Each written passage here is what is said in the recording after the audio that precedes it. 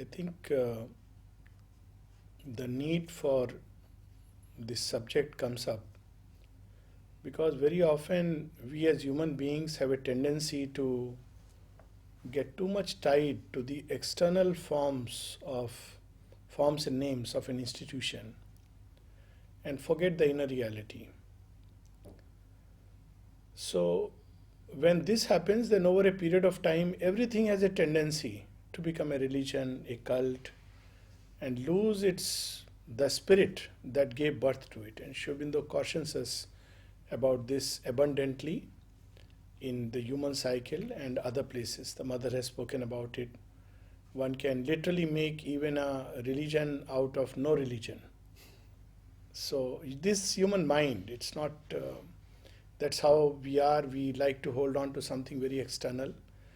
And the other side of this is that if things at the external level or the outer plane are not up to what we think they should be, to start with, our own ideas are very often thoughts of ignorance, which we think these candle lights are sunlights, but nevertheless, we get distraught, we begin to lose hope, and we wonder what we should do or should not do, whether there is any truth at all, because human mind begins to look into the depths through the surface, and therefore what it sees is very vague hints and small glimpses and not the real thing. Whereas the true vision has to be from within outwards, from above downwards. It's like a top-down view and the within outward view. So from that point of view, when we look at ashram itself and Auroville, we see a very interesting thing between the ashram and the Auroville. The ashram, it seems, as it were, has been an effort, initially at least, at creating the ground for precipitating the Gnostic individuals. And that's how the mother speaks of it, that for a long time everybody was an individual, cocooned, and humanity, representative humanity, was being prepared to grow into the Gnostic consciousness, the supramental consciousness, truth consciousness. And a point of time came after the supramental descent when the mother says, now we can take the next part of the work and take this work to another level, that not just Gnostic individuals scattered here and there, but a Gnostic community. So that's her first declaration openly about a Gnostic community is post 1956, when in 1958 or so, or perhaps 59, she speaks in one of her conversations in the ashram, so it has to be 58, yes, because it was the last one.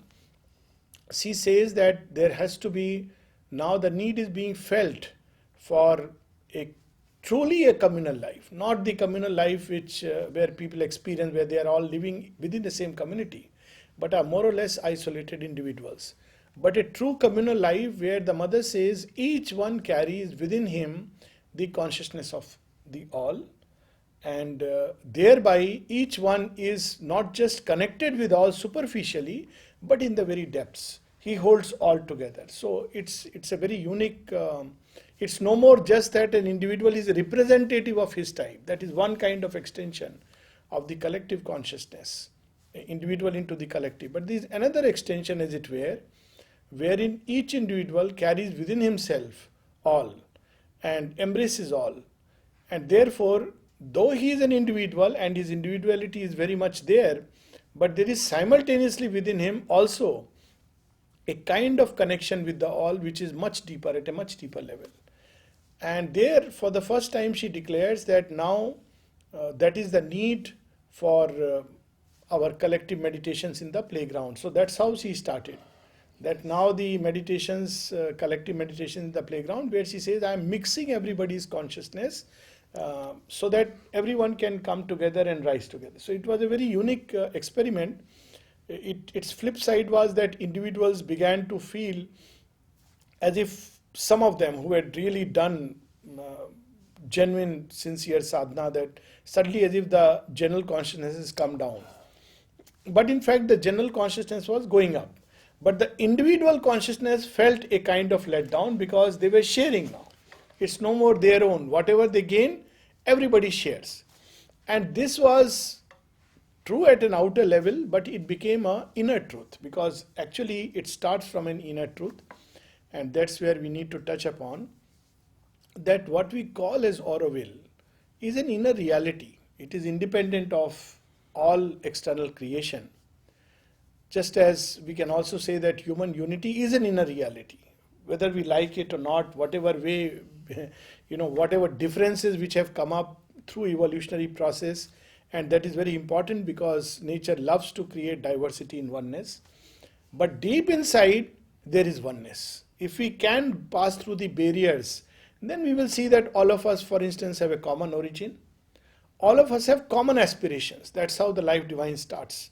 Human aspiration ends with divine life. If we look into our aspirations, all of us, regardless of language, custom, education, literacy, differences of time and space, those human beings who moved in the forest dwellers and the cave dwellers, maybe 1,000,000 years back.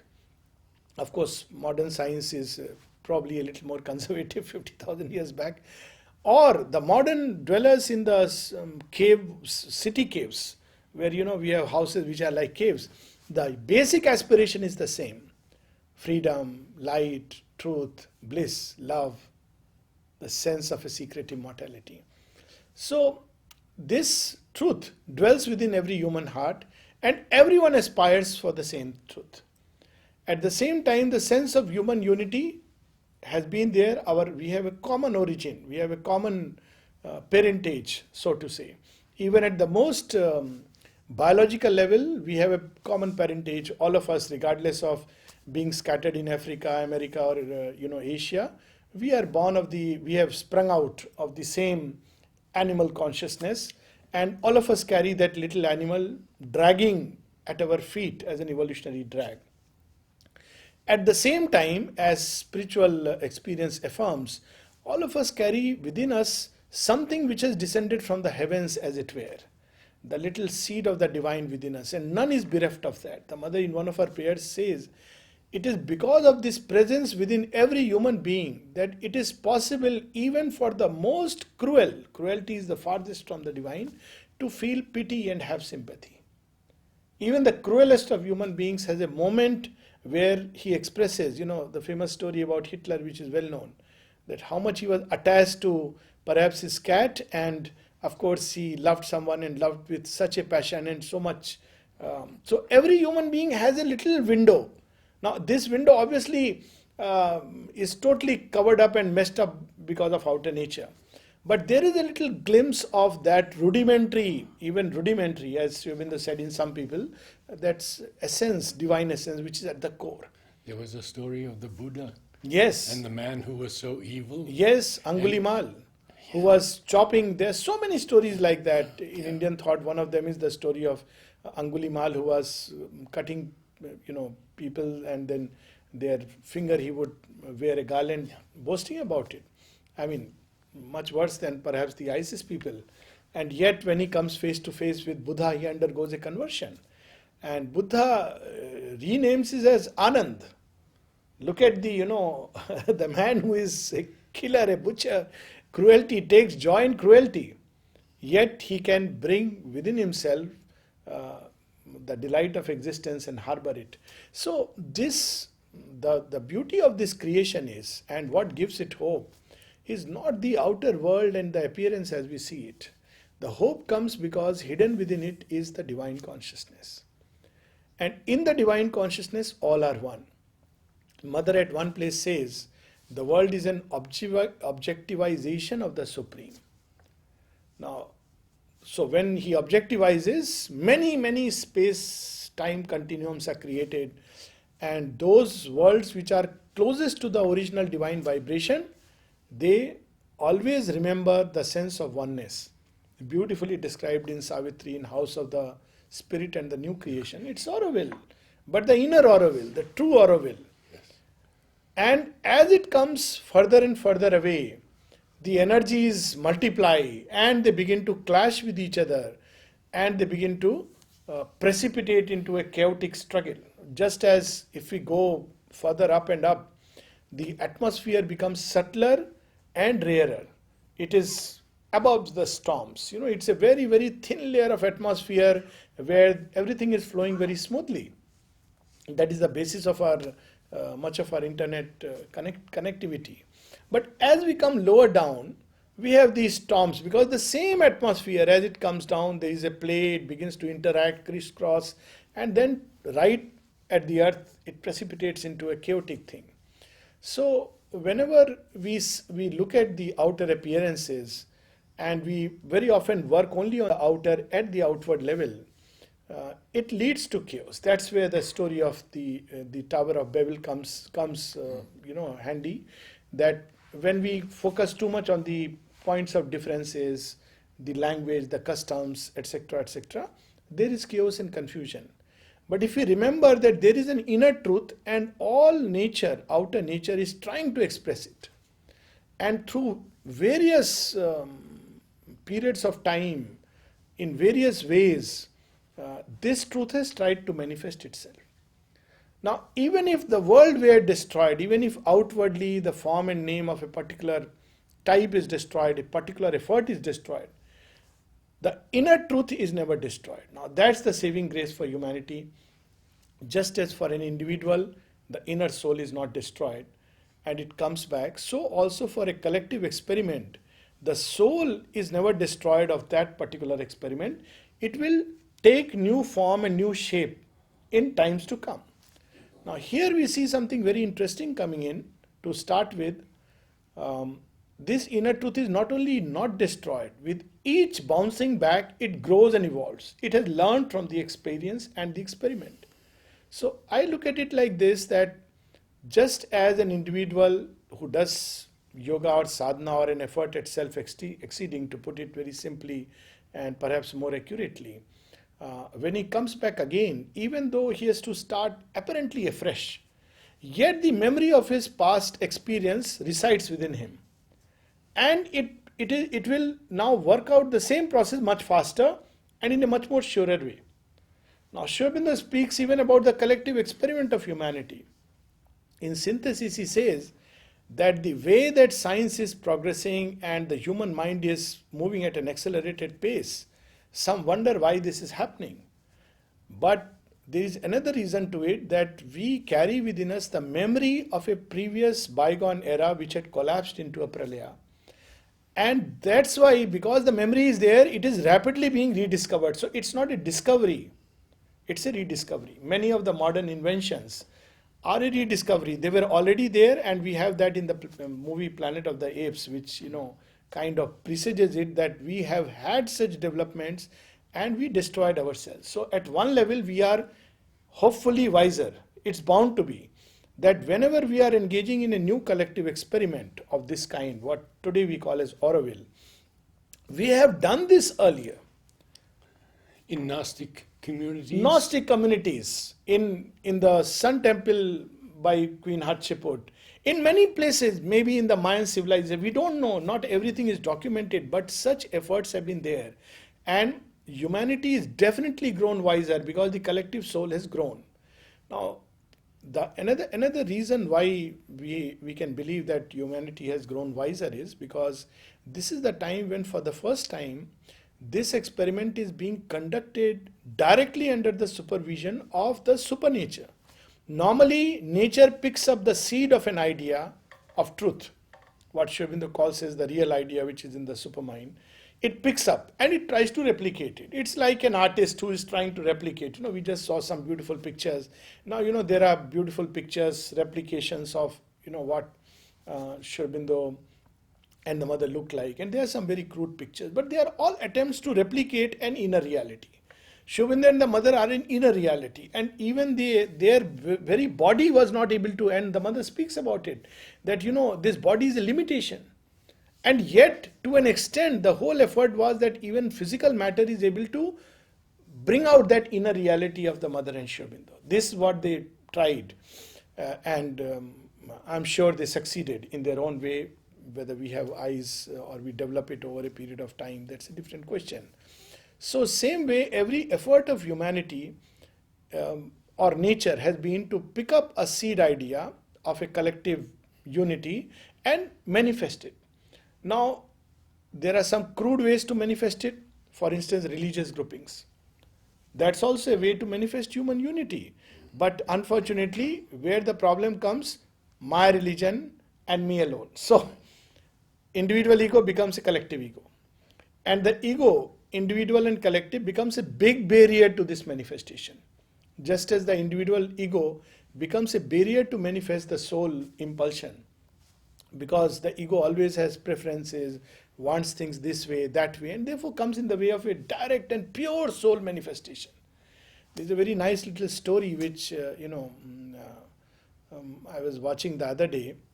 This, in our in Puranic legends, Kartikeya represents the psychic beings. Sri Aurobindo has spoken about it, the inner fire.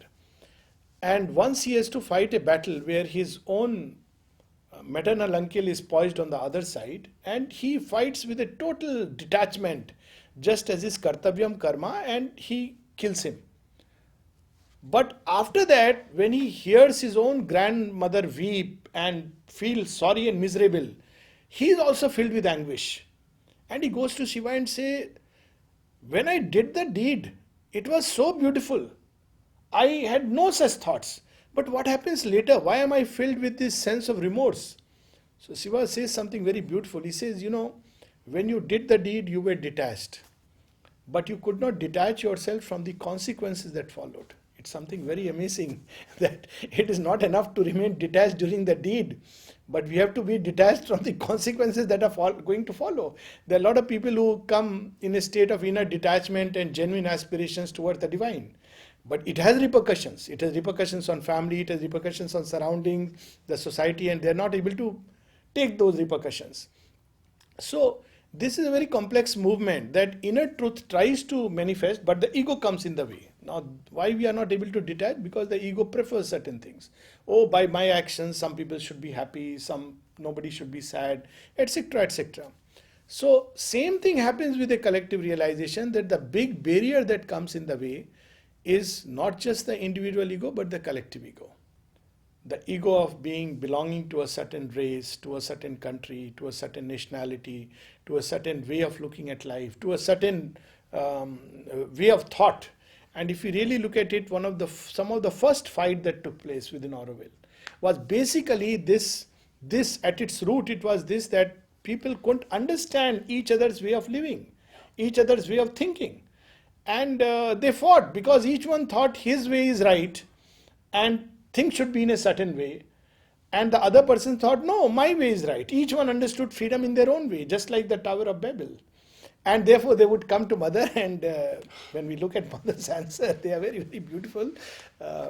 She gives space to everyone, at the same time makes it very clear, that what she wants.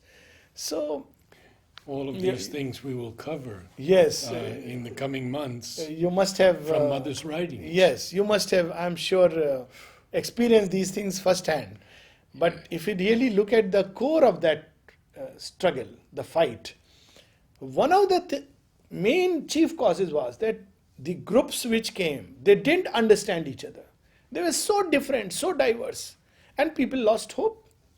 Whereas Sri Aurobindo would tell us that it is the method of nature, that it starts with a discordant note and ends with a greater harmony. So it had to start that way. What else you expect?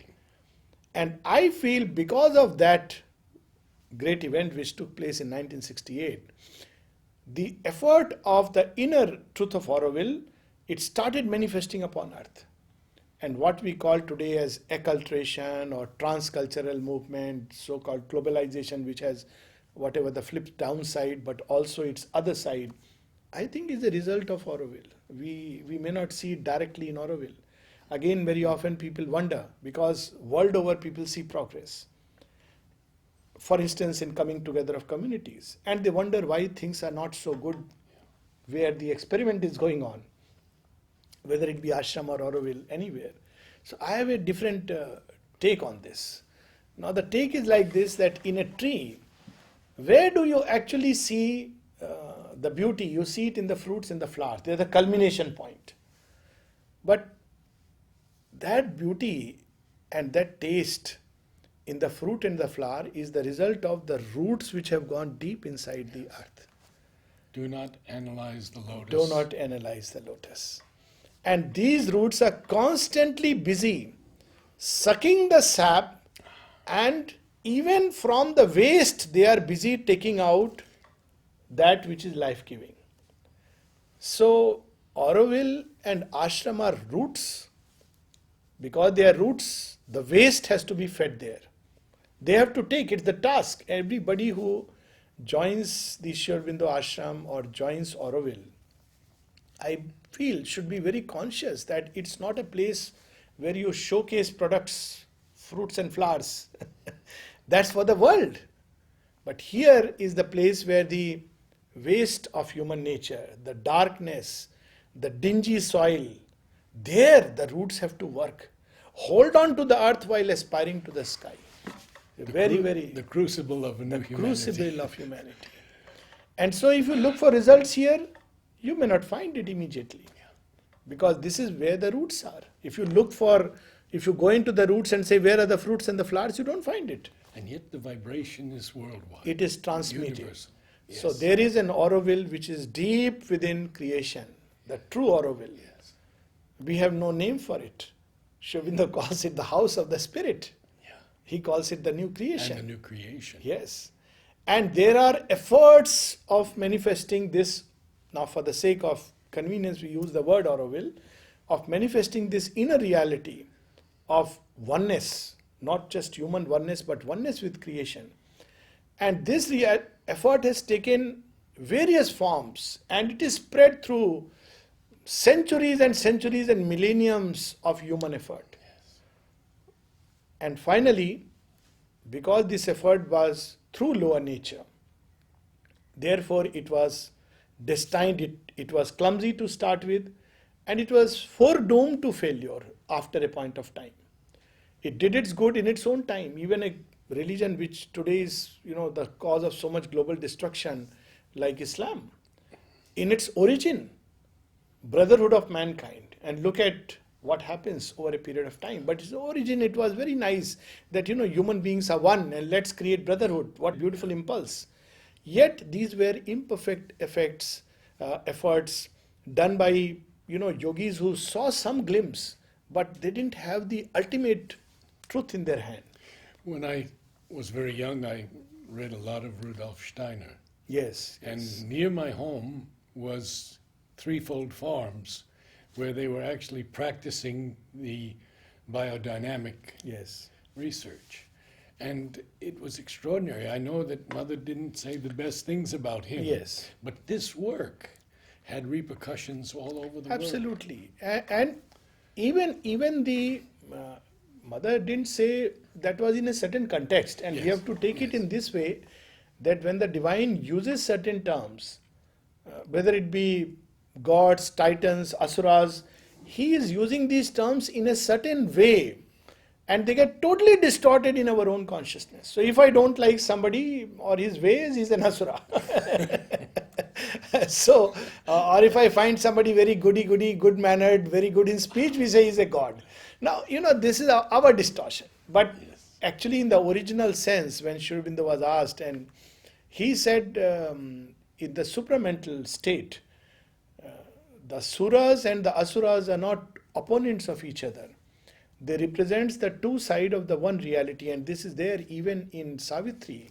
And we should read it someday, where Sri Aurobindo says the left and the right hand of the body of God. So one representing knowledge and the other force.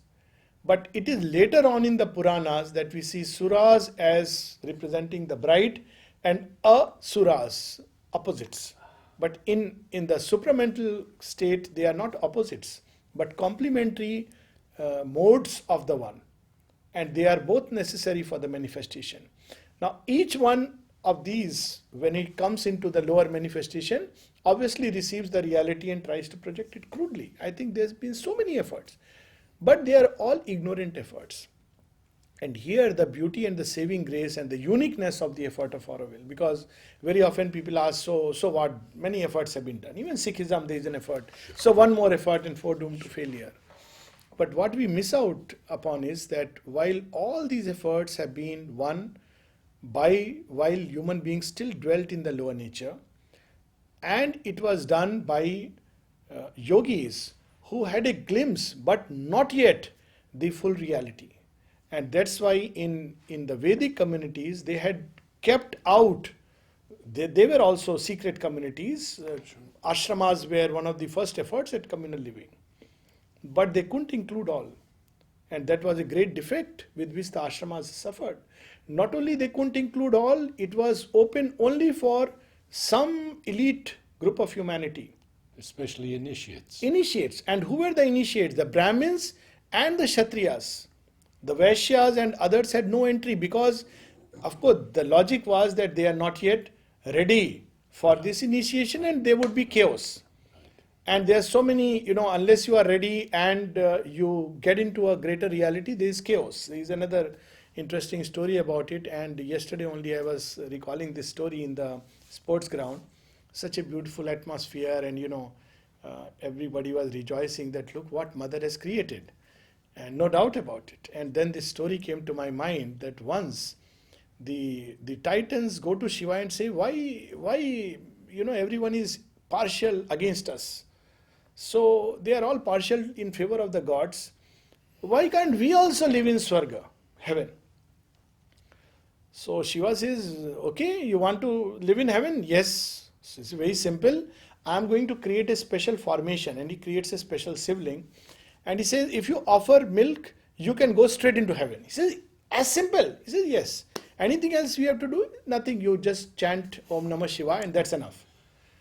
Now, all the gods suddenly feel very insecure because they know if Shiva is created, it will happen.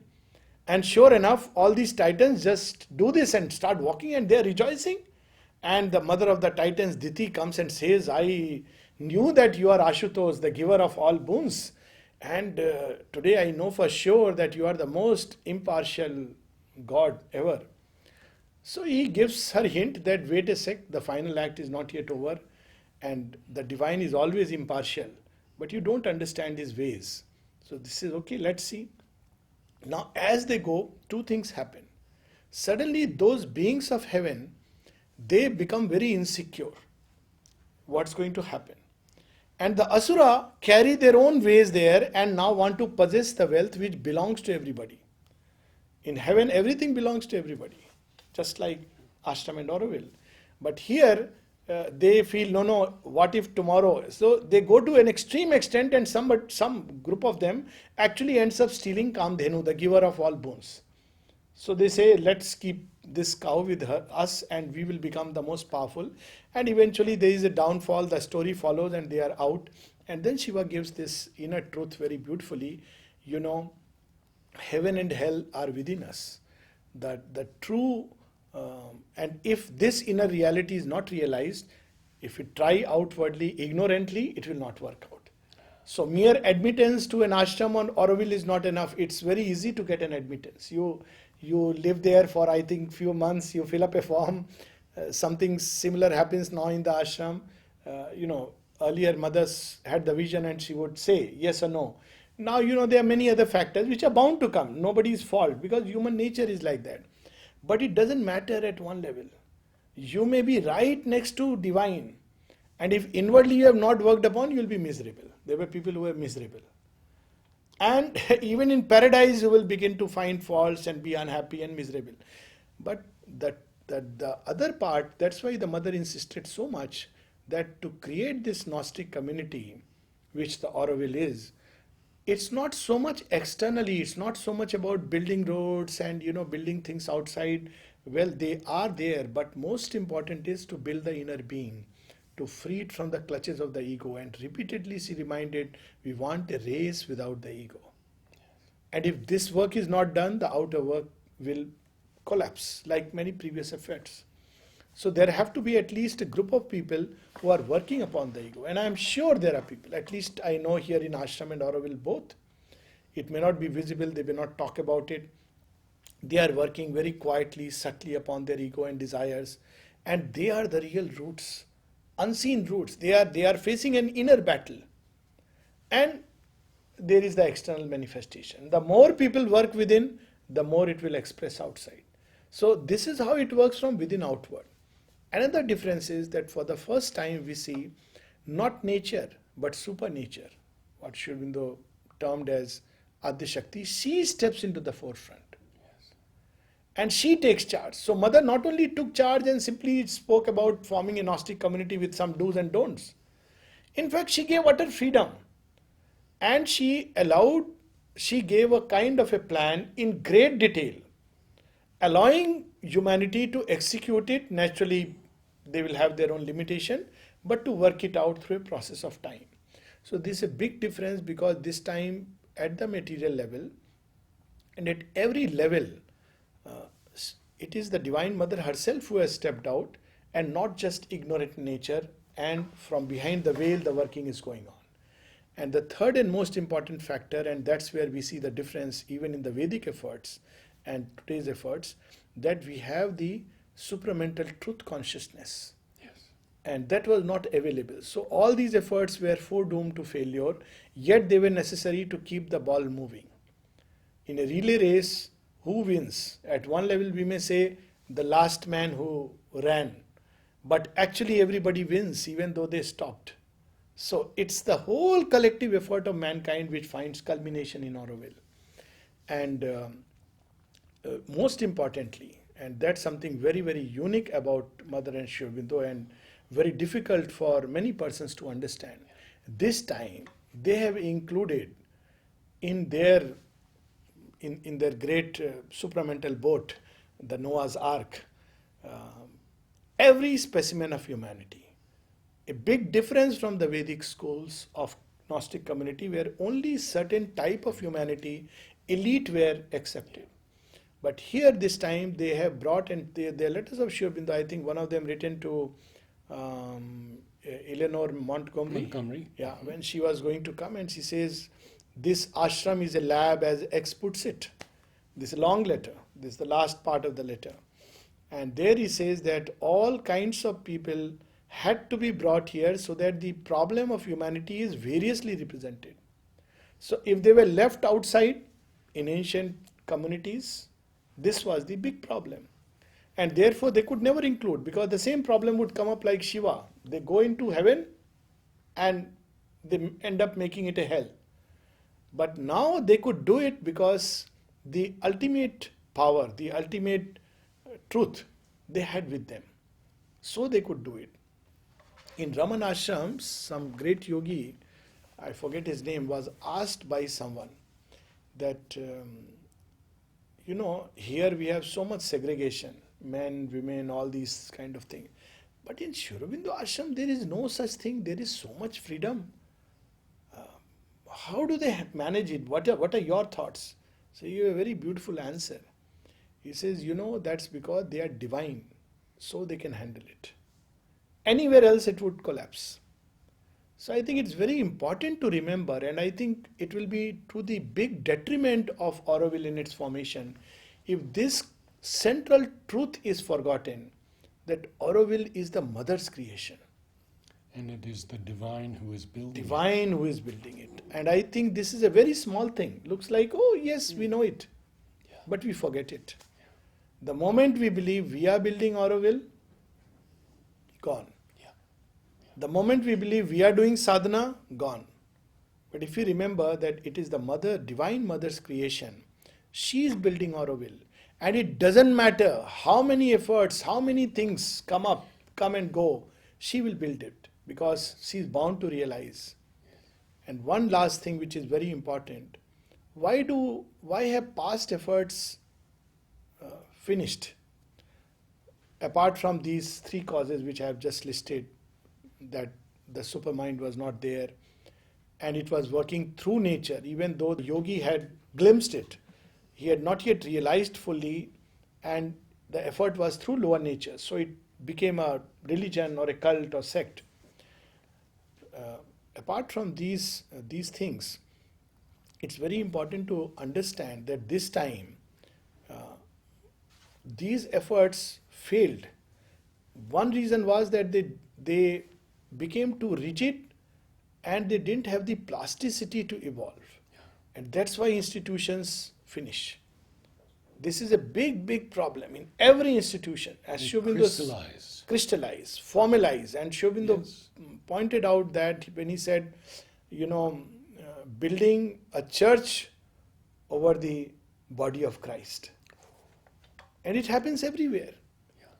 Now the truth that they bring is vast, infinite, free. We have to hold to that truth. And it will manifest in infinite ways. So there has to be so much plasticity and wideness in the consciousness. And that Mother and Shobindo repeatedly said. In fact, two essential conditions. Mother said, for the supramental creation, she said they were not moral and ascetic qualities. And people were shocked. What is Mother speaking about? So what is needed? She said wideness, plasticity, and immobility. What a great truth. So inwardly we have to be wide and be plastic to flow with the evolving current.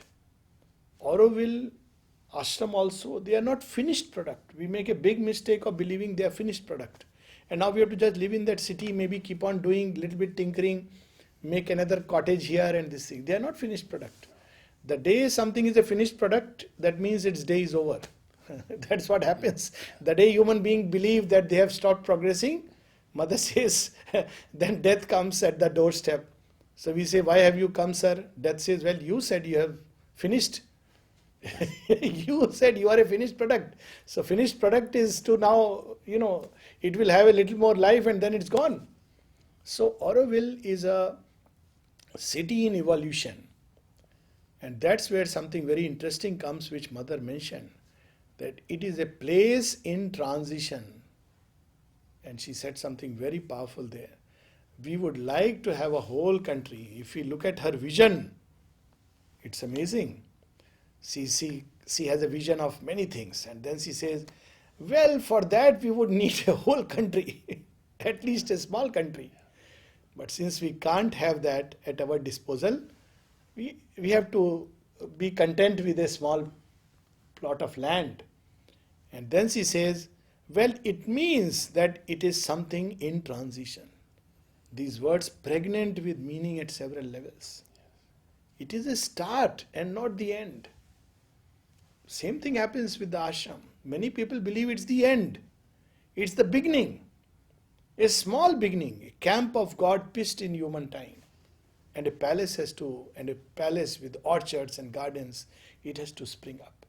So this Auroville is the first effort at manifesting the inner truth by the Divine Mother herself. And now this Auroville is no more confined only to a geographical space and time. It is spread everywhere and lives in the heart of humanity. Wherever there is an aspiration towards unity and oneness, not just human unity, because that can become another collective ego, but oneness with creation, connectedness with everything, that concept is also coming up. Wherever human beings look to the beyond and aspire for becoming more and more its channels, instruments, something greater, something higher, something more beautiful, wherever there is an effort at humanity towards self-exceeding, there Auroville exists. And there Auroville is manifesting.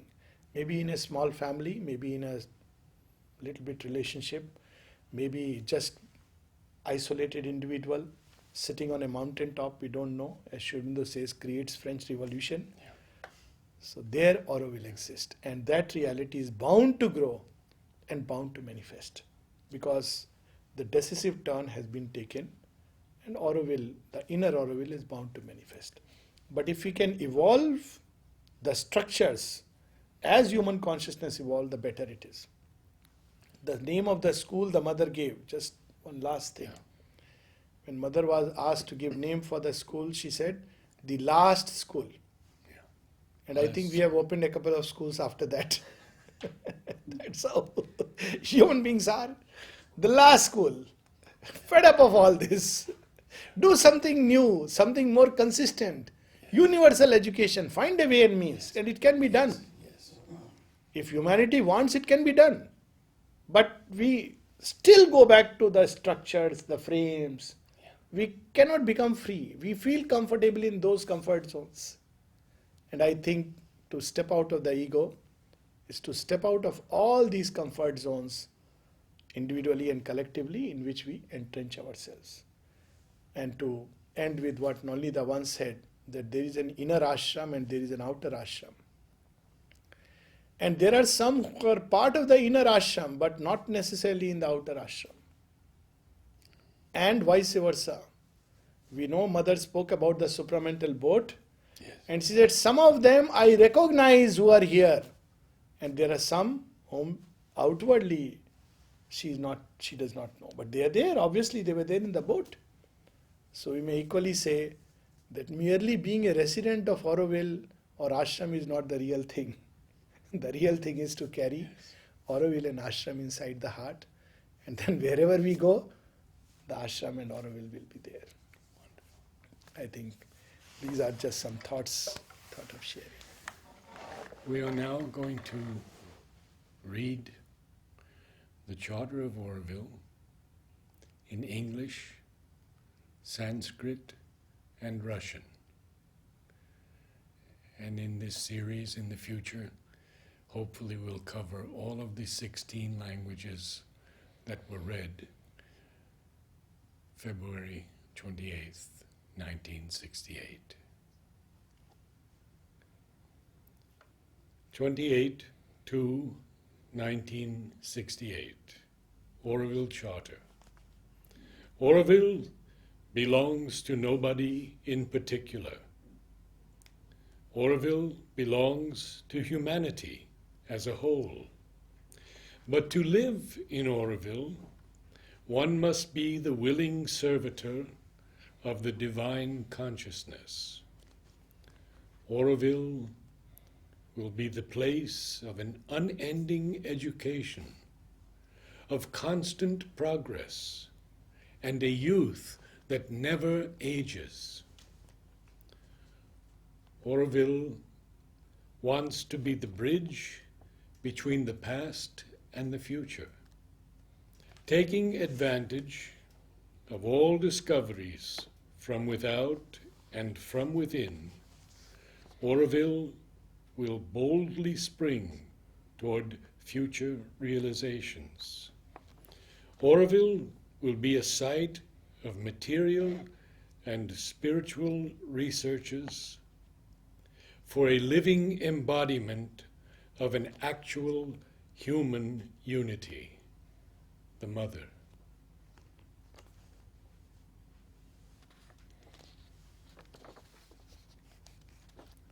Sanskrit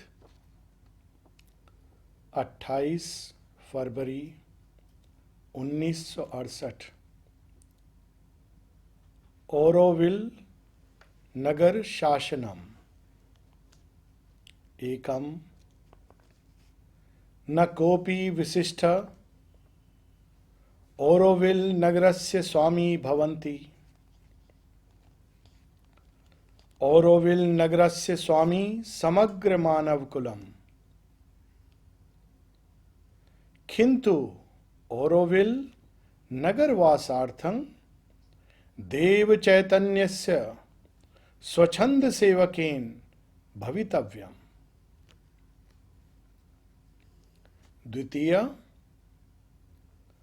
Auroville नगरम निरवधि शिक्षाया नित्याभ्युदयस्य निर्जर यौवनस्य च आयतनं भविष्यति। तृतीय औरोविल नगरम भूत भव्ययो सेतुतात्मन ईहति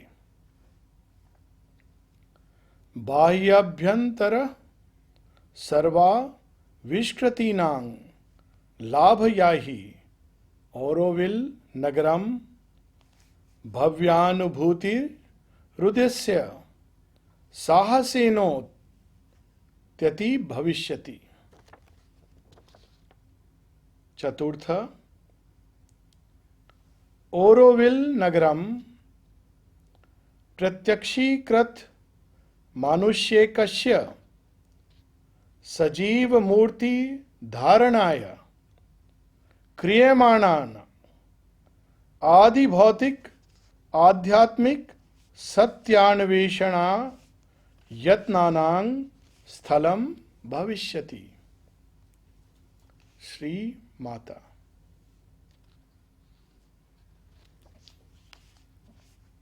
Хартия Ауровиля.